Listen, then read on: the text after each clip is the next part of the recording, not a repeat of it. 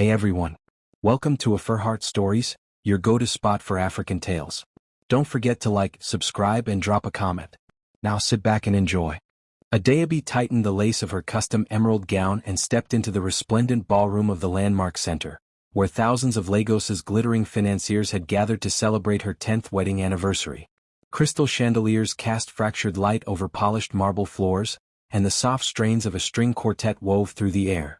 At the center of the room, Chukwemeka, her husband and the bank's dashing vice president, raised a glass of champagne. His smile was rehearsed perfection, precisely the same curve she had fallen for a decade ago during their very first date at a rooftop bar in Victoria Island. She slipped into place beside him on the dais as clapping erupted. Cameras flashed. A projector flickered their black and white engagement photos onto the far wall, icons of youthful infatuation, her laughter radiant, his eyes full of promise. To 10 years of partnership, Chuck's toasted voice ringing through the hall.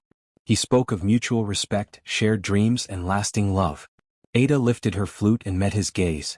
Behind the glasses, however, she saw the faintest flicker of something else in his eyes. Hesitation, maybe guilt. The room stilled to hear her response, but Ada's practiced words caught in her throat. She glanced to her right and caught Funk's gaze. Funk, the glamorous socialite in a scarlet sheath, smiling too brightly. Funk's applause was delayed, hesitant, as if she were applauding someone else's moment. Ada's pulse quickened, curiosity and dread mingled. Beneath the gala's grandeur lay hidden fractures, private fissures she had instinctively ignored until now. After the applause subsided, Chucks leaned in and whispered, "You look stunning." His words felt perfunctory. His breath carried a scent that wasn't her signature perfume but something floral, cloying, Funk's scent. Ada caught another flash across the marble. Funk standing at the edge of the dais, eyes fixed on Chuck's. A pang of betrayal shot through Ada's chest. She forced a smile as they descended the steps and mingled with guests. She charmed investors, laughed at jokes, and maintained the facade of a loving wife. Yet every time Chuck's drifted closer to Funk, Ada's heart thundered.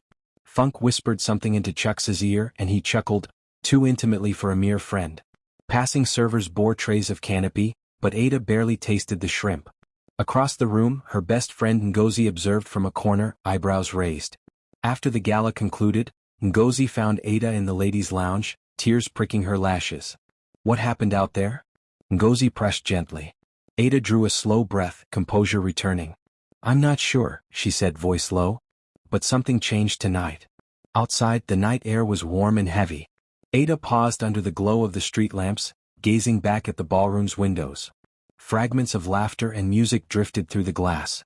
She closed her eyes. Tonight, she had caught the first glimpse of a fault line in their marriage, a private fracture that would shatter everything she thought she knew. Adaobi arrived at Zenith Bank's glass-paneled headquarters early Monday morning, her heels echoing in the marble lobby.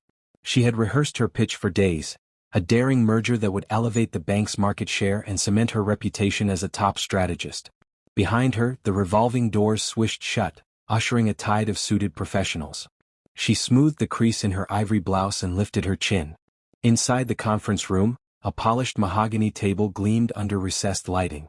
Chucks presided at the head, his seat reserved for executives only. He glanced at his phone again, a pang of irritation flickering in his eyes.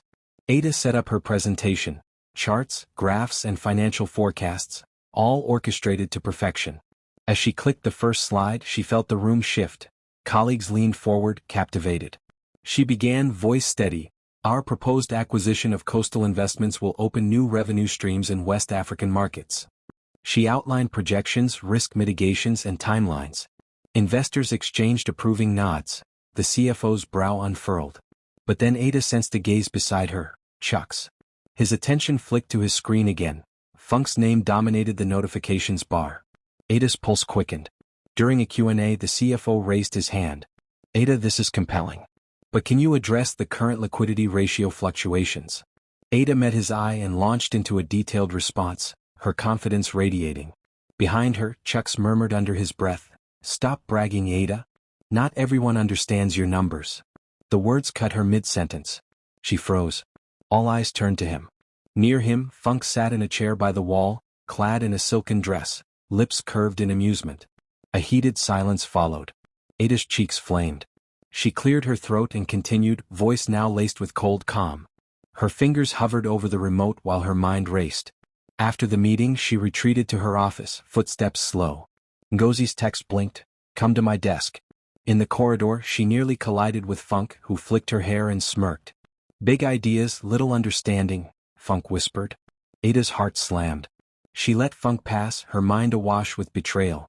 Inside her office, Ngozi poured coffee. "What just happened?" she demanded, eyes stern. Ada sank into her chair, scanning her decor. Awards, framed degrees, family photos. She clenched her fists. "He mocked me," she said, voice raw. "In front of everyone." Ngozi's brow furrowed. She placed a hand on Ada's arm. "So we'll make them regret underestimating you. It's time to fight back, Ada." Ada stared out the window at Lagos's skyline. Sunlight danced on the skyscrapers, indifferent to her turmoil. The perfect picture had blurred. Determination settled in her chest. She would uncover every secret he hid. And when she did, the boardroom would become her battlefield. That evening, dusk settled over Victoria Island and Ada reviewed the day's meeting in her journal, noting every slip in Chucks's demeanor. She sipped herbal tea, fingers trembling. A plan crystallized. She would expose his betrayal, reclaim future with grace, unwavering purpose and determined resolve, setting her sights on justice. On Tuesday morning, a fine drizzle painted the roads of Victoria Island. Adaobi lingered by the condo window, her reflection pale against the gray dawn. Chucks had texted, "Late for a retreat." But her instincts whispered otherwise. She pulled on a hooded windbreaker, locked the front door and stepped into the rain. In the taxi she used their shared ride-hailing app to track his car. The map showed his vehicle parked outside a low-lit grill house in Ikoyi. She asked the driver to wait. Inside the Grill Majesty, a cozy establishment, she slipped past velvet curtains and sank into a corner seat. Candlelight danced on polished wood tables. There, beneath amber bulbs, sat Chucks and Funk leaning close, their laughter hushed and private. Funk's hand touched Chucks's wrist, fingers curling. He tilted his head, voice gentle, face alight with a warmth reserved for Ada only a week before. Rage and heartbreak waged inside Ada's chest. Before her tears spilled, she retreated. Later, Ada nestled into a booth at the executive cafe inside Zenith Tower.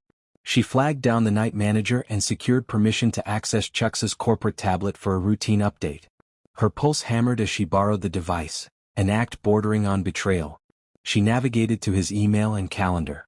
Unmarked entries filled late evenings labeled dinner. Inside each event were names she did not recognize, until one hit her like a thunderclap, Funky, with location Ocean View Lounge. Attached documents included menu selections and private notes. 2 glasses of Pinot, table near window. Proof undeniable. He was living a double life. She glanced around. The cafe was empty, except for the night manager scanning receipts. Ada opened her WhatsApp and sent screenshots to Ngozi, a series of dinner reservations and coded messages about future meetings. Seconds later, ding. Ngozi replied, "I'm there." Ada packed the tablet into her bag and prepared to drive back, but the adrenaline kept her rooted. Back at her apartment, she replayed the evening in her mind. How many nights had he followed the same pattern? She rifled through her closet for the journal Ngozi had insisted she keep. She flipped to a blank page and wrote, "Betrayal, evidence, plan." Each word carved her resolve deeper. She would not stand by silently. That night as she lay in the dark, her phone buzzed. It was Chuck's. "Where are you?" For the first time, Ada hesitated. Then she typed, "I've seen everything." And she hit send. Before dawn, Ngozi burst through her front door, breathless and fierce. "I saw him leaving Funk's apartment building," she panted, brandishing her own screenshots. Ada nodded, her mind racing. They spread papers across the dining table. Dates, times, evidence. Ngozi suggested confronting Funk's husband, Kunnel, where Funk would surely attend. Ada hesitated, an attack on another's marriage? But justice demanded bold action. As thunder rumbled outside their window, Ada and Ngozi sealed their pact. Tomorrow they would storm Kunnel's gala and turn the tables on Funk and Chucks, revealing true price of deceit. That Thursday evening, Adaobi arrived at the Harmattan Gallery, trailing a whisper of curiosity and apprehension. Funk's first art exhibition was the talk of Ikoyi's social circuit, a bold venture into mixed media installations. Ada stepped out of her black stiletto pumps, clutching her purse. Gallery staff ushered her through high ceilings pulsating with neon hues. She paused beside an installation of fractured mirrors abstractly spelling truth. A hush fell as she approached. Funk swept into view, resplendent in a gold off-shoulder gown. She spotted Ada, her smile fluid, practiced. Adaobi. I'm so glad you came, Funk purred, voice like silk. She looped her arm through Chucks's as he emerged from the crowd, champagne flute in hand. Ada lifted an eyebrow, folding her arms. Of course, she replied with measured politeness. Funk guided them to a circle of glossy black stools surrounding a kinetic sculpture. Here, she said, waving. Sit.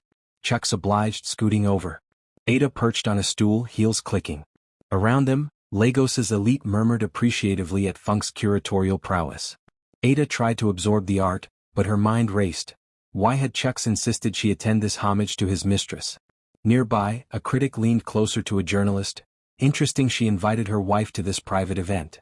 Ada's chest tightened. She met Chucks's gaze, searching for a flicker of remorse. Instead, he whispered under his breath, loud enough for her ears, "There's the woman who can't read the room." Funk chuckled, tilting her head. Ada's blood turned cold. She clenched her fists inside her clutch. "Pardon me," she said, voice soft but lethal. "I need to step outside." She rose, knocking her stool. Paint-splattered concrete snapped under her heel. Heads turned. She passed under a piece of stained glass artwork that refracted her silhouette into fractured light. Funk called after her, "No need to be dramatic, Ada." The words stung. Outside, the night air was crisp. Ada pressed against the gallery's mirrored wall. She retrieved her phone and dialed Ngozi. "He mocked me again," she said through clenched teeth. Ngozi's reply crackled, "Don't let him win. Prepare your answer." Ada's heart pounded. She realized humiliation under public glare demanded a grander counterstrike. Rain began to fall, each drop a percussion against the gallery's facade. Ada looked at her reflection, eyes bright with resolve. Funk's soiree had been a public stage for her shame. Now Ada vowed she would craft her performance, one that would leave no doubt who held the power. Tonight's mockery would fuel tomorrow's reckoning. Back in her apartment, she scribbled notes on her legal pad, accusing phrases, possible leaks, and strategic timing. She imagined Kunnel's gala as her stage. Ngozi arrived with her laptop. "I mapped the seating," she said. They plotted Ada as Kunnel's honored guest while Funk took the seat beside Chucks's empty chair. Their plan hinged on timing. When Chucks moved to greet them, Ada would step in, unveiling messages that exposed the affair. Ada's lips curved into a smile. Planned revenge might be her salvation. Friday dawned bright and unforgiving. Adaobi and Ngozi convened in Ada's sleek study, engulfed by floor-to-ceiling windows that framed Lagos's shimmering coastline. The morning light spilled across a polished oak desk strewn with diagrams, embossed invitations, and guest lists printed in gold ink. Ada pressed 2 espresso shots and set them before them. Ngozi, her eyes sharp behind designer glasses, tapped her pen against a leather-bound notebook. "Kunnel's gala is Saturday at 8, she reminded. "Invitation only, but we have your +1 through my brother's firm." Ada studied the detailed seating chart pinned to the corkboard. "Funk sits at table 1 directly beside Chuck's," she said, voice measured. "I want to be seated across. That way I can watch her reaction when I speak." Ngozi underlined table 4 in red. "Perfect. You'll be centered in her line of sight. Next, the projector." She tapped her tablet, revealing a floor plan of the ballroom. "There's a 10-minute window between the keynote presentation and the first course. The main projector will be idle then. We'll hijack it with our slides," she explained. They moved on to the menu. Ada circled the salmon tartare starter and the citrus sorbet interlude. "I'll mention the art installation later," Ada said. "Keep it subtle." Ngozi looked up. "Subtle is out. This is spectacle. You need impact." Ada nodded, envisioning a greater flourish. On a large whiteboard, they sketched the guest entrance.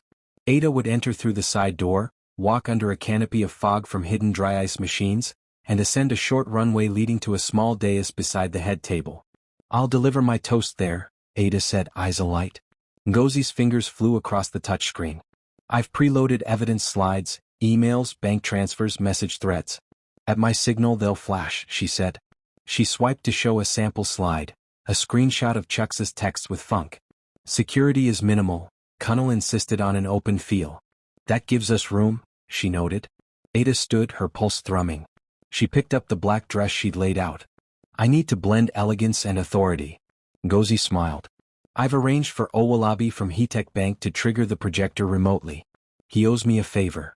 Ada folded her arms, envisioning the moment. Every detail had been measured. Timing, visuals, seating, and lighting. The plan glowed with precision. Ngozi closed her laptop and raised her espresso.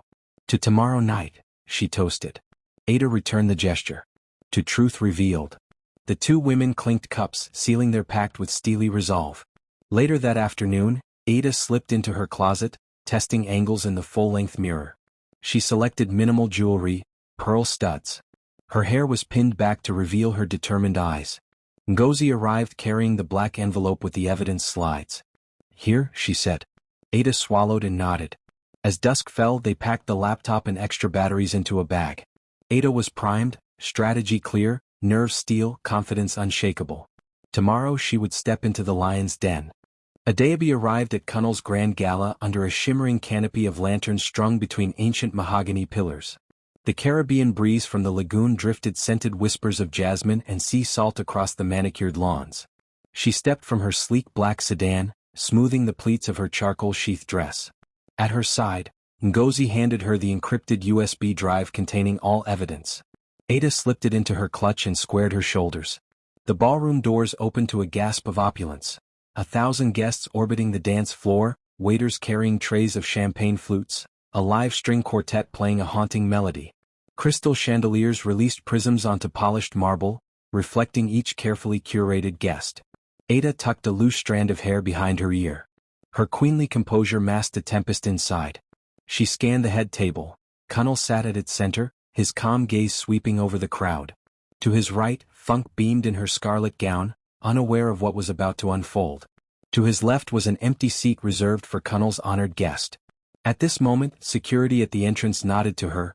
Ngozi's brother had arranged her invitation under the guise of a corporate partner. She moved forward, each step measured. Guests parted like the Red Sea, murmurs rippling in her wake. "Who is that woman?" a banker whispered. "New partner?" wondered a journalist. Ada greeted familiar faces with polite nods, eyes fixed on the empty seat beside Kunnal. He caught her reflection in a gilded mirror, confusion flickering across his features. As she approached the dais, a hush settled. Funk's eyes flicked, recognition dawned. Chucks, standing behind the head table to greet VIPs, turned abruptly, face draining of blood. Ada raised an eyebrow but maintained her smile. She slipped into the vacant chair, adjusting the napkin on her lap. Kunnal extended a hand, guiding her toward the seat. "Adaobi," he said quietly, surprise softened by polite warmth. "I didn't expect you." She inclined her head. "Thank you for having me." Soft laughter rose among less observant guests. But the table's tension crackled. Funk's painted smile wavered. Chucks stared, frozen halfway through a step. Ada felt the weight of every eye on her. She heard distant strains of music, glasses clinking. Then, with subtle triumph, she placed her clutch on the table, USB drive glinting in candlelight. Her mind sharpened. This was her territory now, and she would not be ignored. Kunnal studied her. "I heard you have insights into tomorrow's market risk forecast?" he asked, so only she heard. Ada offered a measured smile. "I do. But tonight," she paused, smooth, "let's savor every moment." Funk pressed her painted lips together and muttered, "This isn't over." Ada's lips curved in silent triumph. The room dimmed as the quartet fell silent, replaced by muted anticipation. Kunnal stood, glass in hand, prepared to welcome guests. Adaobi inhaled, steadying her heart. At Ngozi's signal, a discreet nod, she rose from her seat. Silk rustled as she moved forward, handheld microphone appearing in her grasp. Chatter hushed. All eyes turned to her, the impromptu figure commanding attention. Ada met their gaze with calm authority. "Good evening, distinguished guests," she began, voice clear across the hushed hall. A ripple of applause greeted her. "It is an honor to celebrate friendship, innovation, and shared opportunities." Her words were polished, but her eyes flicked toward Funk, whose composure cracked. She paused, letting her next words land like stones on calm water. "Yet, sometimes the greatest betrayal comes from within our most trusted circles." Heartbeats throbbed in the silence. Kunnal's brows knitted, Funk's breath hitched. Ada continued, voice measured, "When loyalty is exchanged for secrecy, trust is sacrificed." Her gaze locked on Chucks, seated to Funk's left. He sank in his chair, face pale. Ada clicked the USB drive into the podium's slot. The projector flared. First slide. A time-stamped WhatsApp conversation between Chucks and Funk detailing secret meetings. Gasps swelled. The next slide scrolled. bank transfers under Funk's name, private invitations to clandestine dinners. Each image punctuated like bullets. Cameras on phones rose, capturing evidence live. Ada recoiled from the shock waves rippling across the hall. Funk's hand flew to her throat. "Ada," she stammered, voice scarce. Chuck sprang to his feet, knuckles white on the table edge. "Stop this," he barked, but his glance slid to Cunnel, who sat frozen. Ada pressed onward. "I stand before you with proof of deception." Her tone was unwavering, each syllable precise. She scanned the room. Investors whispering, journalists scribbling, Cunnel's shock turning to outrage.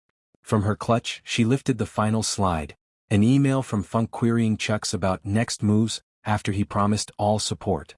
The room erupted. Chairs scraped as Cunnel lunged to confront Funk. A torrent of apologetic murmurs filled the air. Ada replaced the microphone and returned to her seat, heart racing yet resolute. Funk collapsed into silence as Cunnel confronted her. Guests stood in stunned clusters, processing the spectacle. Ada met Ngozi's eyes. Ngozi offered a small, proud nod. Ada exhaled, adrenaline ebbing. The banquet had transformed into her proving ground. She had forced the truth into the light. Cunnel's voice rose. "How could you, Funk?" he shouted. Funk whimpered, tears glistening. A senior investor murmured, "Remarkable courage." Another whispered, "Who is she?" Ada felt the weight of their curiosity and relief mingling in the air. As staff rushed to restore order, she steadied her breath. This moment would be etched in every memory here, and beyond, absolutely resoundingly unforgettable. The moment Adaobi returned to her seat, the atmosphere crackled with electricity. Cunnel had escorted Funk away from the head table, his expression one of wounded betrayal. The quartet resumed a tentative melody as guests tried to collect themselves. Ada sank into her chair, hearing fragments of shocked gasps and frantic whispers. Nearby, an analyst tapped notes into her tablet. Funk exposed a gala, infidelity scandal rocks Lagos elite. A gossip blogger snapped pictures, her phone flash illuminating a stunned Funk and the retreating figure of Chucks. Ada watched impassively, her heart still racing from the public spectacle she had orchestrated. She caught Funk's eyes across the room, wide, desperate, brimming with unshed tears. In that instant, Ada understood the dark power of truth. Funk had manipulated boardrooms, charity events, and private dinners, but never had her duplicity been laid bare so completely. Now she appeared fragile, unmoored, her mask shattered. Cunnel approached Ada. His bow tie was slightly askew and his tie clip dangling. "Thank you," he whispered. "I never knew, thank you." Ada offered him a gentle nod. She observed his conflicted gaze as he excused himself to comfort Funk, or perhaps to distance himself from her entirely. Across the ballroom, Funk wandered toward the gallery wall displaying Cunnel's philanthropic ventures. She ran a trembling hand along photographs of underprivileged children whose futures she once championed by his side. Now the images mocked her, reflecting the hypocrisy she had hidden beneath glamour. A waiter approached Ada with a plate of canapés. She ate a smoked salmon tart, its smoky tang grounding her. Curious guests edged closer, murmuring introductions and congratulations. "Your speech," one investor said, voice awed, "was extraordinary." Ada smiled, the corners of her lips tinged with pity and triumph. In a corner, Chuck stood stiff, his phone pressed to his ear, words stuttering as he tried to salvage his reputation. "No, I didn't, trust me," his voice faltered as he glanced back at Funk retreating with Cunnel. Ada felt a fleeting pang of sorrow, for all the lives disrupted by her counterattack. But justice demanded sacrifice. She leaned into Ngozi. "They're shaken," she murmured. Ngozi's face shone with victory. "They'll remember this night," Ngozi replied. "And so will everyone reading about it tomorrow." Ada nodded, the afterglow of power mingling with the weight of what she'd done. Later, the press swarmed the entrance. Reporters jostled for sound bites. One shouted, "Funk, any comment?" Funk shook her head, voice raw, "I regret everything." A photographer captured the moment, Funk's tears glistening in flashbulbs. Ada watched with solemn resolve. She recognized the told truth extracted. Her plan had succeeded, but at a deeply emotional and public cost few would fathom. The gallery lights faded as Chukwuemeka's panic rippled through the gala. He rose from his plush chair, clearing his throat. Guests parted nervously, sensing a storm. Chucks lifted his hands. "Everyone please," he began, voice shaking. "This is a misunderstanding." His eyes flicked to Adaobi, who sat composed, glass of water poised at her side. Cunnel approached, arms crossed. Explain then, he said quietly, eyes narrowing. Chuck swallowed. He squared his jacket and turned to the assembled crowd. Funk and I, our relationship is complicated, he said. But these slides, he gestured toward the projector screen still glowing with evidence, are selective. Flustered journalists raised pens. Selective? You manipulated, one shouted. Chuck's lip trembled. Ada remained silent. Her presence pressed like a verdict. Chucks took a breath, voice raising. Yes, I made mistakes. But we, Funk and I, were working on a charitable project. Those fund transfers were for an orphanage foundation. The room murmured. A philanthropist in the back frowned, whispering, Did you verify that? Funk at Connell's side shook her head. Stop lying, she hissed. She reached for Chuck's hand. Tell them, she urged. Chucks recoiled. No, he said softly. I cannot. His resolve faltered as his gaze met Ada's. She saw regret form in his eyes, mingled with fear. I loved you, he mouthed silently, an apology none heard. Connell's expression darkened. I trusted you, he said, voice low. He stepped forward and tapped Chuck's shoulder. This gala isn't for explaining secrets, Connell said. It's about integrity. He turned away, leaving Chuck's exposed. Chuck's shoulders slumped. He clenched his fists, knuckles white. Nearby, reporters pressed record buttons. One cameraman advanced. Chuck's, any comment on alleged misuse of funds? He asked. Chuck's closed his eyes. Then his voice broke. I'm sorry. To my wife Ada. To Connell. And to anyone I've hurt. His apology echoed, a single note of vulnerability. He sank into Funk's supportive arm. Silence followed. Then a lone clap erupted. It grew as investors and guests processed his admission. Some offered pitying glances. Others shuffled papers, recalibrating alliances. Ada rose and with a measured breath she approached Chuck's. Thank you for your honesty, she said quietly. He looked at her, conflicted. It's the least I owe you, he replied, voice raw. As silence settled, a senior banker remarked to his colleague, this may redefine corporate trust in Lagos.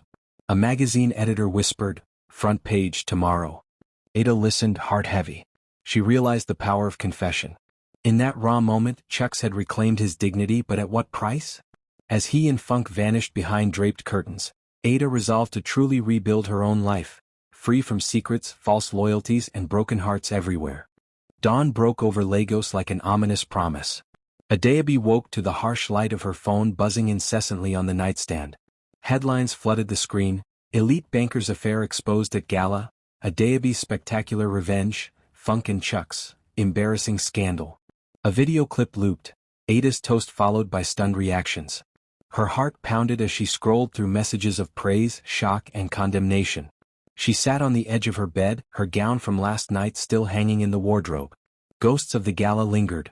Applause, broken faces, swirling whispers. Ada rubbed her temples. Ngozi's text flashed. Meeting at 10? Ada tapped back. See you soon. In her living room, the morning sun glinted on art pieces she had collected over years. She poured coffee, dark brew swirling in a porcelain cup. Each sip tasted of triumph and regret. She dialed Connell's number. A voicemail greeting answered, I'm unavailable. Please leave a message. Ada hesitated, then spoke. Thank you for last night. For believing me. She paused. I hope you know what your support meant. She ended the call. At 10, Ada met Ngozi at a corner cafe overlooking the lagoon. The aroma of roasted beans mixed with salt air. Ngozi spread printed articles across the table. Tabloids, digital screenshots, tweets. A finance blog had published her M&A deal notes alongside footage of the gala. Comments ranged from admiration to morbid fascination. Your story is trending, Ngozi said. They're calling it the most talked about moment in Lagos this year. Ada scanned the headlines. One read, Wife's public rupture redefines power plays. A friend from university, Tolu, slid into the seat opposite. He clasped her hand. I saw what you did. That was incredible, he said. But are you okay? Ada forced a smile. I am, she lied. Her stomach churned. She wondered how many had seen every moment, replayed slides, dissected her voice. The power of viral spectacle had a price. They spoke strategy. Ada needed to manage fallout at work, address the bank board's inquiries, and safeguard her reputation. Ngozi recommended a press statement, integrity over vengeance. They drafted a brief apology acknowledging decorum and emphasizing transparency. Ada drafted the first lines. Last night's events were painful but necessary. I hope we can all learn from truth revealed. She paused, the cursor blinking. By noon she felt the city's pulse in her veins. The aftershock wasn't just media buzz, it was the shifting of social tectonics. Power structures trembled. Friendships splintered. Yet in the middle of chaos, Ada recognized a fresh beginning. She folded the newspaper and refolded the statement. Later that evening, Ada returned home and found a bouquet at her door labeled, "To Courage." Inside was a note, "Your bravery inspires." She stood in her hallway watching city lights flicker. For every scandalous headline, messages of support. In that balance, she discovered resilience to transform her tomorrow. Adaobi sat at her glass desk, the morning sun painting stripes across her scattered notes. Her phone buzzed persistently, emails from journalists, messages from investors, and one from the board secretary, request for explanation regarding her conduct at Connell's gala. She took a deep breath, then tapped her calendar. Board meeting, 2 p.m. sharp. At 1:45, Mr. Obina, the board chair, called. Ada, thank you for agreeing to meet. We respect your integrity but need context on last night's events. The bank's reputation is at stake. Ada pressed her lips together. Of course. I'll arrive prepared with every detail. He replied, we expect professionalism. She nodded, no small feat over the phone. In the executive suite, she entered a wood-paneled boardroom where the 5 board members sat behind a long table. Their expressions ranged from curiosity to concealed skepticism. Mr. Obina gestured to a vacant seat. Ada set her laptop before them, activated the slide deck titled, Trust Restored, a commissioned account, and began. I will be concise, she said. Last night, I exposed unauthorized transfers and communications that constitute both moral and legal breaches. I acted not out of vengeance but duty to shareholders. She clicked to a chart showing dates, amounts, and corresponding calendar events. These funds were diverted under the guise of charity but routed to personal accounts. Ms. Adaobi, senior board member, raised an eyebrow. Your actions were bold but they aired our dirty laundry. Was that prudent? Ada met her gaze calmly. Transparency comes at a cost, but secrecy is costlier. Our stakeholders deserve to know. Silence enables further wrongdoing. The room was silent for a heartbeat, then Mr. Obina nodded. We commend your courage. We will support a full internal audit. You will lead the press briefing tomorrow. Relief coursed through Ada's veins. She packed her things and stepped into the corridor where Ngozi awaited. How did it go? Ngozi asked, arms crossed. Ada exhaled. They're surprised but supportive. We have the board's backing. Ngozi smiled. Now you control the narrative. Ada allowed herself a small grin. In the taxi home, Ada drafted her press statement on her phone. Last night's events were painful but necessary. Transparency is non-negotiable. We will collaborate with regulators to restore trust. That evening she practiced before her mirror, voice steady, integrity demands action. Her reflection looked back, resolute, unbroken. She drifted to sleep knowing that tomorrow her voice would echo proudly and resolutely across every boardroom and global media outlet. The next morning, Adaobi arrived at her apartment's sleek entrance to find Connell standing by the door, briefcase in hand and eyes earnest. Rain had begun again, droplets tracing rivers down his tailored suit. He held out an umbrella which she accepted. Thank you, she said softly. His gaze flicked to the framed wedding photo on her console table. Ada, I owe you more than thanks, he began. I want to help make this right. They crossed the lobby into her living room, where the bouquet from last week still brightened a slender vase. Connell settled into a sofa. Funk confessed everything this morning, he said. His voice carried fatigue. I'm filing for divorce. But Chuck's bank statements and messages remain classified. I worry he'll bury them. Ada offered him coffee. The steam curled between them as she retrieved 2 mugs. He accepted one and continued, Your evidence revealed more than just betrayal. It exposed weaknesses in compliance and oversight. Regulators need to know. He paused, the weight of his own mistake clear in his eyes. I want to partner with you to ensure the truth is recorded and actions are taken. Will you work with me? Ada considered his sincerity. Yes, she said, voice firm. We'll submit a joint report to the central bank's ethics committee. Connell nodded, relief pooling in his features. I'll arrange meetings with our legal teams today, he said. He tapped his phone, dialing his corporate lawyer. Ada listened to details. Affidavits, documentation, press permissions. After the call, Cunnel turned to her. "We'll need sworn statements from Funk and Chucks," he noted. Ada sighed. "I'll reach out to Funk. She's remorseful and willing." Two betrayed spouses uniting to dismantle a web of deceit. They finalized timelines, evidence by noon, filings by afternoon. At 2 they sent encrypted emails to the ethics committee with detailed annexes. Soon the wheels of justice would turn. Later Ngozi arrived with lunch. Ada smiled, correcting her sister's slip. Ada's smile, Ngozi said, "This alliance might be the strongest move yet." They sat on plush chairs, sharing sandwiches as rain drummed on the windows. Ada recounted the morning's progress. Ngozi applauded. "You've turned vengeance into reform," she said. "You'll change the system, not just your own life." Ada exhaled, leaning back. "Together we'll ensure no one else slips through the cracks." Ngozi raised her soda in a toast. To new alliances. At dusk, Ada and Cunnel walked to the Lagos courthouse, umbrellas bobbing under streetlights. Their steps were synchronized, a unified front. Behind them lay betrayal, ahead, accountability. Ada's phone buzzed with market alerts and news updates. Headlines now included spouse's partner to expose bank scandal. She glanced at Cunnel, resolved. Together they would rebuild trust for themselves, and for every stakeholder who deserved the truth. By Tuesday morning, Adaobi and Cunnel were seated in the EFCC's main conference room, the air thick with anticipation. Investigator Adaobi presided, his badge gleaming under fluorescent lights. Ada arranged hard copy exhibits on the table. "Here are bank statements, internal memos, and encrypted WhatsApp logs indicating unauthorized fund diversions," she explained. Cunnel added, "We also submitted emails where compliance officers pleaded for review." Adaobi reviewed the files, nodding gravely. "This is irrefutable.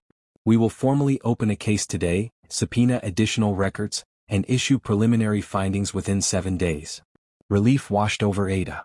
Next, they joined the central bank's ethics committee under soaring vault-like ceilings.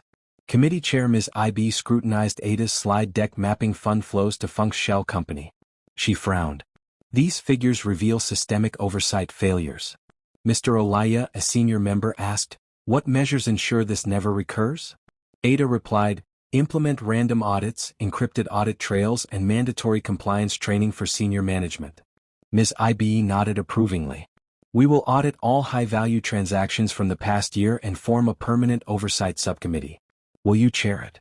Ada accepted. "I would be honored to enforce lasting reform."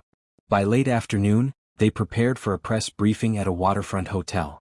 Reporters gathered, microphones and cameras at the ready. Ada took the podium, Cunnel standing supportively at her side. The banner behind them read, "Integrity in Finance. Lessons from a Spouse's Alliance." She began in a clear, unwavering voice, "Today we expose truths hidden in darkness. Transparency is non-negotiable." Flashbulbs ignited. A journalist shouted, "What legal actions will follow?" Ada answered, "Criminal charges will be filed and civil forfeiture proceedings will commence immediately under the EFCC Act." Another reporter pressed, "How will investors react?" Ada smiled calmly. "By restoring integrity we will rebuild market confidence." After the briefing, cameras swarmed. One reporter asked, "Why sacrifice your privacy?" Ada met his gaze. "Because justice belongs to everyone. Silence only perpetuates wrongdoing." Cunnel squeezed her hand in solidarity. Later, Ngozi greeted Ada at her office door. "You've rewritten the story," she exclaimed. Ada leaned back, tired but triumphant. Exposing the lie was critical. "Now we must build systemic reform." Ngozi grinned. "And your next step?" Ada's eyes sparkled. "A public-private oversight council combining regulators, industry leaders, and whistleblowers." That evening, Ada drafted the council charter by lamplight, outlining membership criteria, reporting frameworks, whistleblower protections, and enforcement guidelines. As Lagos's night lights glimmered, she sensed change stirring across the city, one uncompromising truth at a time. Word of last week's exposé ricocheted through Lagos like thunder. Adaobi returned home to find messages blinking on her phone, supportive texts, media offers, even a keynote invitation at a finance summit. Yet one notification stood out, a video file captioned, "Chuck Speaks Out." She hesitated, then tapped play. Chukwemeka appeared on a local news channel, suit slightly disheveled, voice heavy. "I accept responsibility for my actions and apologize to my wife, and to the public." Ada's heart tightened as she watched him fumble through remorse. Each word stung, yet she recognized genuine regret behind his quivering tone. Moments later there was a knock at her door. It was Funk, her former adversary, eyes rimmed with red. "Ada," she began, voice trembling, "my marriage is ending and my reputation in ruins. I'm so sorry." Ada stood silent. Funk's apology was hollow but earnest. Finally Ada said, "You made your choices. I hope you find a way to rebuild." Funk nodded, tears flowing as she backed away. Afterward, Ada sank onto her couch. Her living room felt vast and empty. She dialed Ngozi. "Are you free?" she asked. "I need company." Within minutes, Ngozi arrived, carrying pizza and cathartic gossip. They collapsed into laughter, the tension easing. "You're human again," Ngozi teased. Ada smiled for the first time in days. That night, Ada walked on her balcony, overlooking the city's nightscape. Memories of her gilded wedding 10 years ago flickered in her mind. She closed her eyes. The woman she once was, idealistic, trusting, seemed distant. Now she was tempered by fire, forged by betrayal and vindicated by truth. Before bed, she left a voicemail for Kunnel. "I saw your apology on TV. Thank you for speaking honestly. Sleep well." She paused, finger poised over delete. Then pressed send. Tomorrow, she thought, would bring new challenges, but tonight she embraced peace born of resolution. Monday dawned crisp, and Adaobi arrived at Zenith Bank's headquarters wearing a tailored navy suit and calm determination. In the lobby she encountered a nervous junior analyst, Uche, who whispered, "Ms. Adaobi, everyone's talking about last night's interview. You inspired so many of us." Ada offered a reassuring smile. "Thank you. We all have a role to play in restoring confidence." In her office she found a dossier on her desk, Investor Sentiment Report. Charts showed a temporary dip after the scandal, followed by a steady rebound. A sticky note read, "Thanks to your leadership." Ada felt a swell of pride. She called the head of communications, Nkechi. "Let's prepare a town hall meeting this Friday. I want to address employee concerns directly." Nkechi agreed, "We'll set it up." At noon, Ada met Ngozi at a new cafe by the lagoon. Over herbal tea they sketched the agenda. Introduce the oversight subcommittee, present audit results, outline staff compliance training. Ngozi beamed. "You're turning this crisis into an opportunity." Ada nodded. "Trust is rebuilt through action, not rhetoric." Back at the bank, she convened a meeting of senior managers in a glass-walled boardroom. She opened with, "Today we move from scandal to solution." Managers leaned forward as she detailed audit timelines, training modules, and transparent reporting portals open to the public. When she finished, the CFO, Mr. Adeyemi, rose. "Ada, this is the most comprehensive plan I've seen in my career. We stand behind you." Applause rippled through the room. Later, an investor delegation arrived, led by a global fund manager. They toured the oversight center and met council members. Afterward, their lead representative shook Ada's hand. "We appreciate your candor and swift reforms. We're increasing our stake." Ada exhaled relief, real money and real trust. That evening she returned home to find a letter at her door, an invitation to speak at an international ethics summit in Geneva. Ada read the embossed lettering and allowed herself a smile. From betrayal's rubble she had built a tower of integrity. As Lagos's skyline glowed, she knew her journey had come full circle, proof that true leadership emerges when one turns pain into purpose. Funk collapsed into the plush armchair in Adaobi's living room, her scarlet gown replaced by a simple white blouse and pencil skirt, humility she had never worn before. Kunnel had escorted her to Ada's door and, with a nod, left them alone. Funk's eyes were red-rimmed, her confidence shattered. "Adaobi, I'm lost," she murmured, hands trembling. "Everything I built collapsed overnight." Ada breathed evenly, studying the woman who had once been her rival. She motioned to a cushion. "Sit," she said softly. Funk sank down. Ada crossed her arms and asked, "Why are you here?" Funk swallowed. "I realized my hypocrisy too late. I betrayed my husband, my friends, my own integrity. I don't deserve your mercy, but I'm begging for guidance." Her voice cracked. Ada folded her legs and leaned forward. "Madam, you have a choice.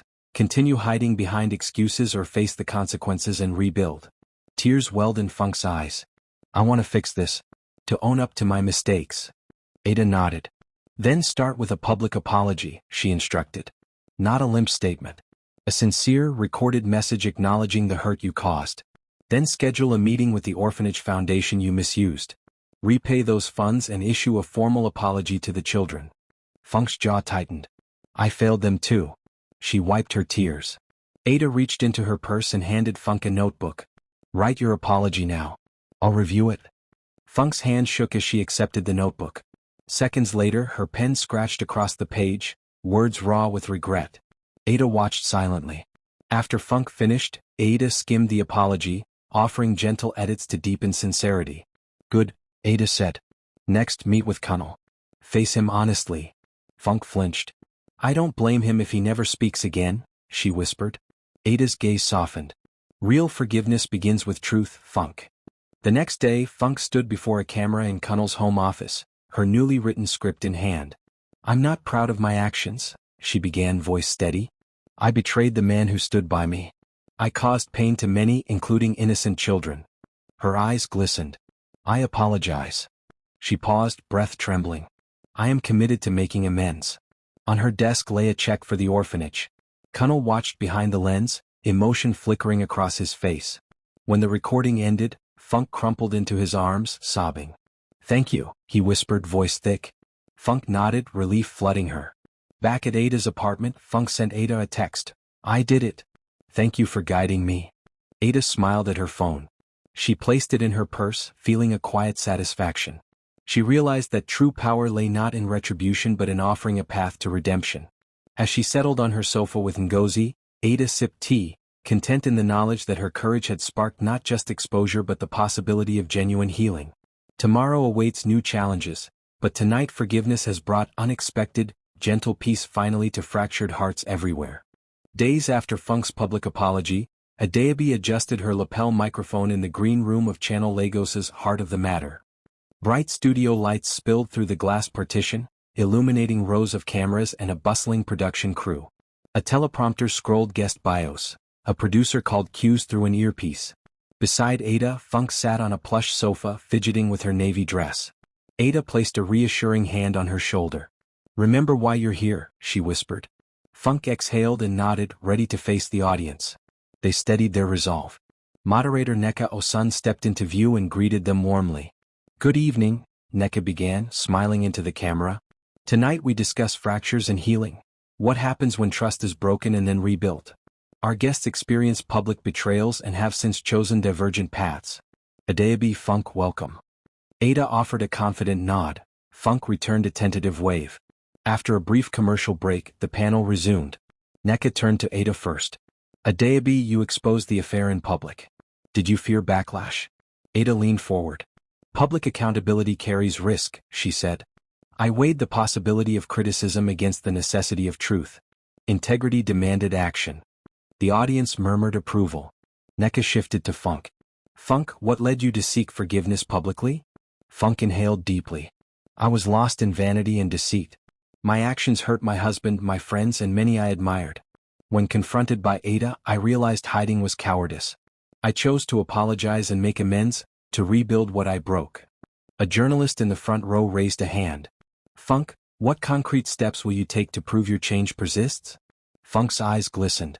I've returned funds to the orphanage, volunteered weekly, and agreed to counseling with Kunnel. I'll continue transparency in my actions. Applause rippled. The audience chat feed lit up on screen, powerful honesty. Forgiveness is strength. Neka gestured to an audience member. Mommy Alawale, your thoughts? Alawale rose. As a wife and mother, I find hope in both your stories. Thank you. She sat, smiling. Neka concluded, your stories remind us that forgiveness transforms pain into purpose. The quartet played a reprise as the panel segment ended, and the crowd gave a standing ovation. Backstage, an assistant handed Ada a tablet displaying congratulatory messages and live tweets. She scrolled, Adaobi and Funk redefine modern forgiveness. Heart of the Matter changes lives. Funk pressed Ada's hand. I couldn't have done this without you. Ada smiled. This is how we rebuild futures. Later that night, Ada returned home to find a message from Toby on her phone. I saw you on TV, brilliant, inspiring. Would love to take you out for coffee. She paused, then typed, I'd like that. As Lagos's skyline shimmered, Ada felt the refreshing breeze of new beginnings, built on the power of forgiveness. Her heart swelled at the thought that healing could emerge from her night, reminding her that compassion can spark a revolution of renewal in any broken soul. The following Monday, a new sign gleamed above the glass doors on Awolowo Road, Integrity Capital. Adaobi stood beside Kunnel, whose support beamed brighter than the Lagos sun. Her consultancy firm was her vision born from crisis, a boutique advisory specializing in corporate ethics, regulatory compliance, and personal restitution. She unlocked the door, stepping into a loft-style office with floor-to-ceiling windows overlooking the lagoon. The interior was minimalist, white walls, warm wood tones, and an unveiling plaque bearing the company motto, "Building Trust, Restoring Faith." Kunnel pressed a button and the plaque's illumination shifted from cool blue to brilliant gold. "Congratulations," he said, taking her hand. Ada smiled, her heart fluttering. "Thank you for believing in me." He responded, "Your integrity will guide this firm to remarkable heights." They toured the open-plan workspace, where sleek desks held laptops, ethics binders, and compliance manuals. A small meeting room displayed framed transcripts of court filings as reminders of their mission. Ada's phone buzzed, a text from Ngozi, "First client arrives in 10 minutes." Ada took a steadying breath as Kunnel prepared to depart. "I'll see you tonight," he promised, pressing a kiss to her cheek. Moments later the reception door chimed. Saad, a widowed mother of two, stepped inside with anxious determination. She wore a worn blouse and clutched a well-thumbed folder. Ada rose to greet her. "Welcome to Integrity Capital," she said warmly. "Please come in." Saad nodded, voice tight. "My credit score was ruined after my husband's debts. I've struggled to secure a microloan to start my tailoring business. I need help." Ada gestured to a comfortable chair. "Let's review your situation." They sat across a walnut table. Ada opened Saada's documents, payment histories, bank statements, and a heartfelt personal statement. Saad recounted midnight calls from creditors, eviction notices, and her children's college fees left unpaid. Ada listened, noting details. "You've taken responsibility," Ada said. "Now we'll rebuild your credit with a structured plan. First, negotiate a settlement with your creditors. Then establish a realistic budget. Finally, secure a microloan guarantee through our partner network." Tears welled in Saada's eyes. "Thank you, Mrs. Adaobi. You've given me hope." Ada reached across the table. "Together we will restore your financial dignity." They sketched a roadmap on a whiteboard, timelines, milestones, and accountability checkpoints. Saad left with renewed confidence, clutching a copy of the plan. Ngozi appeared at the door. "How did it go?" she asked. Ada surveyed the morning sun reflecting off marble floors. "It feels right," she replied. "Exactly as I envisioned." By afternoon, news outlets covered the launch, hailing Ada's transition from corporate strategist to ethical entrepreneur. Messages of support poured in from colleagues and community leaders. Ada paced between desks, greeting her small team. She paused before the motto plaque, tracing her fingers over the etched words. She closed her eyes and whispered, "New beginnings are forged through integrity." Ada felt a sense of purpose, knowing that every consultation would honor truth and uplift lives. Saturday morning sunlight filtered through the full-length windows of the Hive, a co-working cafe overlooking the Lekki Lagoon. Ngozi slid into Adaobi's booth, 2 cappuccinos in hand. "It's time," she declared, placing a third mug before Ada. Ada eyed the crowded space, entrepreneurs pitching ideas, investors nodding intently. "I'm not sure," Ada said, stirring foam. "It feels unfamiliar." Ngozi nudged her. "You need something beyond work. You've rebuilt fortunes, now build your own happiness." Ada rolled her eyes but smiled. She had RSVP'd to a networking brunch hosted by an architectural firm. She scanned the guest list. Toby Ideal, founder of Ideal Designs, renowned for sustainable structures. Her heart skipped. She had heard of his eco-friendly headquarters by the marina. "I suppose I'll try." Minutes later, Ada approached the registration desk, heart fluttering. A polished assistant handed her a name badge, Adaobi Ease Integrity Capital. The assistant pointed. "Mr. Ideal is that way." Ada turned to see a tall man with calm posture studying building schematics on his tablet. As she advanced, her heel caught on a chair leg and she stumbled forward. Instinctively, the man reached out, steadying her before she fell. "Are you all right?" he asked, his voice warm. Her cheeks flushed. "Yes, thank you." She straightened. He offered his hand. "I'm Toby Ideal." "Adaobi," she replied, shaking his hand. His grip was firm but gentle. "I've heard of your work," he said. "Your fight for integrity inspired me." Ada blinked. That means a lot coming from you. A waiter delivered pastries. Toby selected a croissant, offering one to Ada. She accepted. They sat at a high table overlooking the water. Toby traced his finger along his notes. I was fascinated by your case study on corporate ethics last year. I used your framework to advise a nonprofit board. Ada leaned in. I'd love to hear how it turned out. They spoke of ambition, values, and the balance between growth and moral responsibility. A hush fell as the keynote speaker took the stage. Afterward, Toby pressed his card into her hand. Let's continue this conversation over coffee tomorrow? Ada studied the card. Ideal designs. She felt a flutter. I'd like that, she said. As the event ended and guests drifted away, Ngozi appeared with a triumphant grin. See? Destiny called. Ada smiled at Toby's retreating figure. She tucked the card into her bag. Later, she returned home reflecting on the morning. Trust had led her to forge companies, cleanse reputations, and now, perhaps, to open her heart again. She placed the card on her bedside table beside Funk's apology video and sighed with contentment. Tomorrow promised a new chapter, one scripted by possibility and the gentle pull of fate.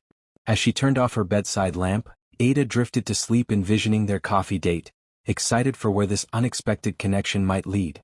Her pulse quickened at the memory of his kindness. She realized that in chaos, connection can arise beautifully, truly unexpectedly. The auditorium buzzed with anticipation as delegates from across Africa filed into the plush seats of the International Women's Leadership Summit. The theme this year, Empowerment Through Integrity. At the front sat an elongated U-shaped table draped in white linen, illuminated by soft spotlights. Speakers, organizers, and honorees would take turns.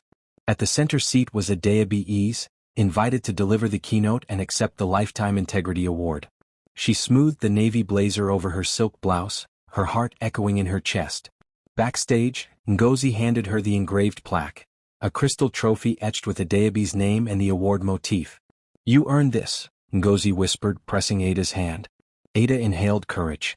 Let's do this, she said, stepping through the side curtain. As she crossed the stage, photographers' flashes burst. She paused at the lectern, gathering her notes. Below, hundreds of women, entrepreneurs, activists, scholars, watched expectantly. The summit chair, Leila Omari, introduced her, Adaobi, strategist, reformer, and advocate for honesty in business. Please welcome her. A sustained applause rose as Ada took the microphone. She began, Good morning. Today we honor the power of truth, the strength found when one stands by principle, even when the world demands silence. She paused, scanning faces, mothers, daughters, leaders in every field. I stand here because I refuse to accept betrayal's whisper, she continued. I chose action over apathy, and in doing so, reclaimed not only my dignity but opened doors for others. A gentle silence followed. She raised the trophy. To every woman who's ever been mocked, betrayed, or left out, this table belongs to you. She held the trophy aloft. Thunderous applause erupted, reverberating against the vaulted ceiling. Ada swallowed a lump and returned to her chair. At the table, organizers passed flutes of sparkling juice. Ada clinked her glass with Layla's and Ngozi's. Nearby, Funk and Saad offered warm smiles. Even Toby stood at the back, giving her a thumbs up she could just see. At the table's end, a young entrepreneur, tears glinting in her eyes, mouthed, "Thank you." After the ceremony, cameras hovered as Ada answered questions. What does this award mean to you? It's proof that integrity wins. Reporters scribbled notes, bloggers typed live feeds. Ada answered each with poise. Later, the summit hall emptied and lights dimmed. Ada remained seated, savoring the quiet aftermath. She looked at the empty chairs on either side, symbolic of lives reshaped by truth. She closed her eyes, feeling the weight and the grace of her journey. At that moment, she understood. The table of her own was not just a seat but a stage upon which countless voices could now rise. As she left the auditorium, the camera pulled back. The illuminated table shimmered against darkness, a beacon of hope and resilience for every woman who dared to claim her place. Tonight, Ada carried more than an award. She embodied every woman's courage to claim her space and invite others to do the same. Liked it? Thumbs up, subscribe, and join the AfriHeart fam. Your support fuels our stories. Until next time.